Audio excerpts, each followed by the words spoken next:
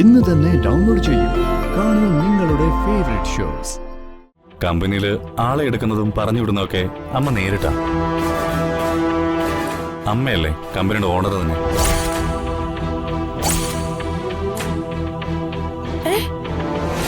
അപ്പൊ സാറല്ലേ?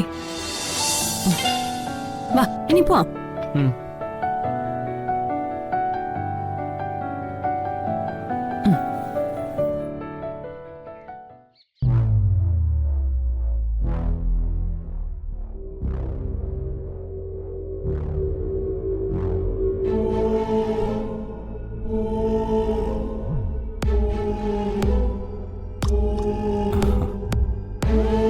താനെന്താ അവിടെ തന്നെ നിൽക്കുന്നേ? അകത്തേക്ക് പാടോ.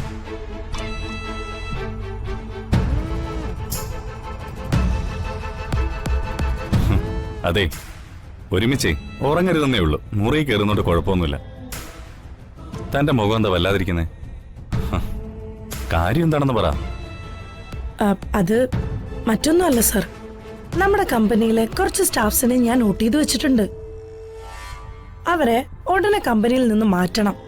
മാറ്റാനോ? എന്തിന്?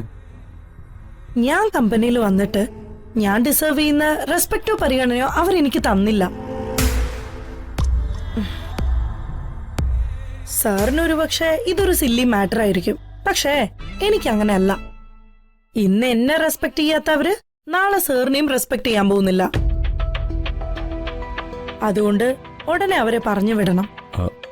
ഈ ഒരു കാരണം കൊണ്ട് അവരെ പറഞ്ഞു വിടാന്നൊക്കെ പറഞ്ഞ അത് വേണം സർ, എങ്കിലേ മറ്റുള്ളവരും അത് പഠിക്കൂ. സാറിന്റെ ഭാര്യയായ എനിക്ക് വില തരാത്തവരാരും അവിടെ വേണ്ട. നാളെ തന്നെ അവർക്ക് എഗെയിൻസ്റ്റ് ആയിട്ട് നമ്മൾ ആക്ഷൻ എടുക്കണം.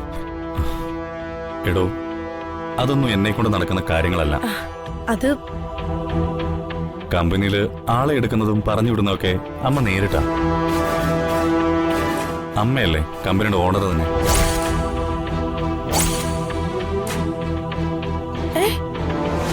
അപ്പൊ സാറല്ലേ? കമ്പനിയുടെ ഓണർഷിപ്പ് സാറിനല്ലേ? അല്ല.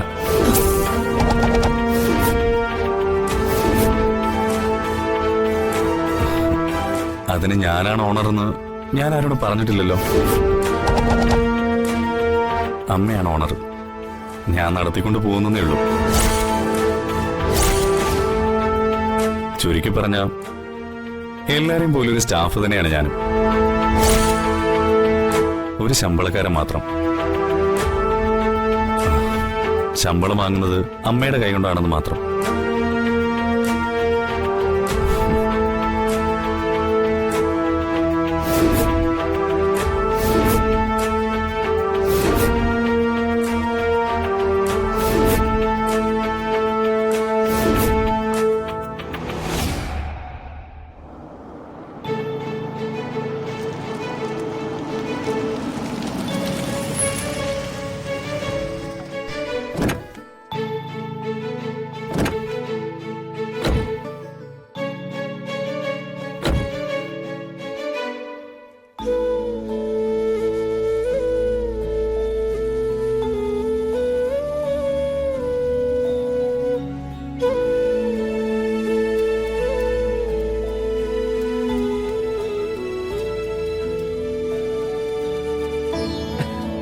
ിക്കുന്നു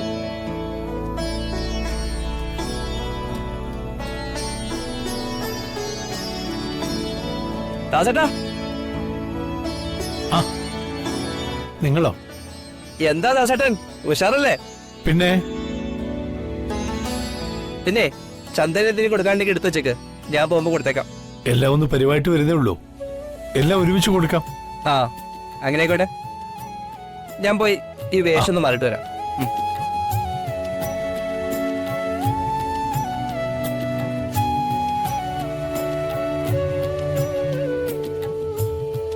മോളെ, അവിടെ എന്തുണ്ട് വിശേഷം?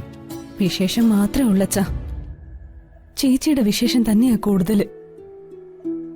ചേച്ചി കള്ളങ്ങൾ കാണിച്ചും ചെയ്തും ആ വീട്ടിലിപ്പോ ആർക്കും സമാധാനം ഇല്ലാതായി. എന്നോടും അമ്മയോടും ഏറ്റവും മോശമായിട്ട് സംസാരിക്കുന്നതും പെരുമാറുന്നതും ചേച്ചിയാ. ഒരു മുൻപരിചയം ഇല്ലാത്തതുപോലെയാ പെരുമാറ്റം. എനിക്കറിയില്ല എന്താ ചെയ്യേണ്ടതെന്ന്. അവളിങ്ങനെ മാറിപ്പോയതിന്റെ കാരണം അച്ഛനും അറിയില്ല മോളെ. അവളുടെ എല്ലാ ആഗ്രഹങ്ങൾക്കും കൂട്ടുന്നവരല്ലേ നമ്മള്. അവളെ പഠിപ്പിക്കാൻ നീയും ഞാനും അമ്മയൊക്കെ എന്തുമാത്രം കഷ്ടപ്പെട്ടതാ. അവള് രക്ഷപ്പെട്ടിട്ട് മറ്റുള്ളവരെ കൂടെ നോക്കുമെന്ന് കരുതി. ഓ, എന്നിട്ട് നോക്കുന്നുമില്ല, ഉപദ്രവവും. അഹങ്കാരത്തിന്റെ അവസാനം കണ്ണീരാണെന്ന് അവൾ എന്തെങ്കിലും മനസ്സിലാക്കും. അന്ന് അവൾക്ക് അച്ഛനും അമ്മയും അനിയത്തിയും ആരും ഉണ്ടാവില്ല. അവളിപ്പോ നിങ്ങളോട് കാണിക്കുന്നൊന്നും മറക്കരുത്. ഇന്നല്ലെങ്കിൽ നാളെ നിങ്ങളുടെ കൺമുമ്പിൽ തന്നെ അവളത് അനുഭവിക്കുമ്പോ നിങ്ങളും തിരിച്ച് അതുപോലെ തന്നെ ചെയ്യണം. അത് നമ്മളെ കൊണ്ട് സാധിക്കു വച്ചാ. ചേച്ചിയെ പോലെ പെട്ടെന്ന് പഴയതൊക്കെ മറക്കാൻ നമ്മളെ കൊണ്ടാവോ? അതാ മോളെ നമ്മുടെ പരാജയം. നമ്മൾ കരുതും പോലെ അല്ല മനുഷ്യര്. അവരെപ്പ അവരുടെ തനിനിറം കാട്ടും എന്ന് പറയാനാവില്ല. അതുകൊണ്ട് എല്ലാവരിൽ നിന്നും ഒരകലം പാലിക്കുന്നത് നന്നായിരിക്കും. അത് സ്വന്തം ചേച്ചിയാൽ പോലും.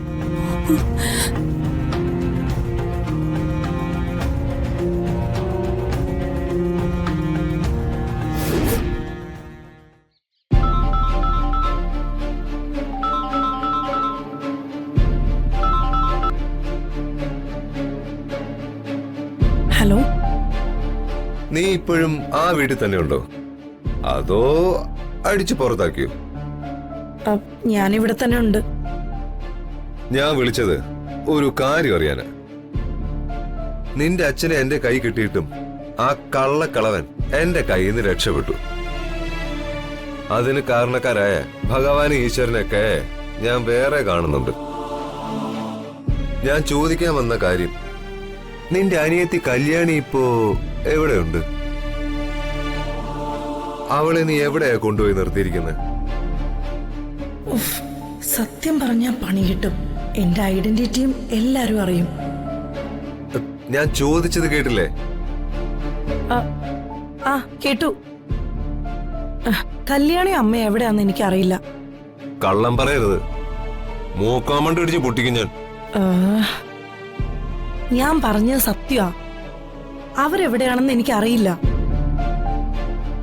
അറിയുമായിരുന്നെങ്കിൽ ഞാൻ പറഞ്ഞു തരില്ലേ? അച്ഛനെ കാണിച്ചെന്നതും ഞാൻ തന്നെയല്ലേ?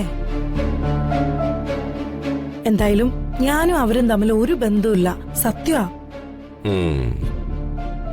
അവരിൽ ആരെങ്കിലും വിളിക്കുകയോ കാണുകയോ വല്ലതും ചെയ്താ ആദ്യം എന്നെ അറിയിക്കണം. മനസ്സിലായോ? മനസ്സിലായി. എന്നാ വെച്ചിട്ട് പോ.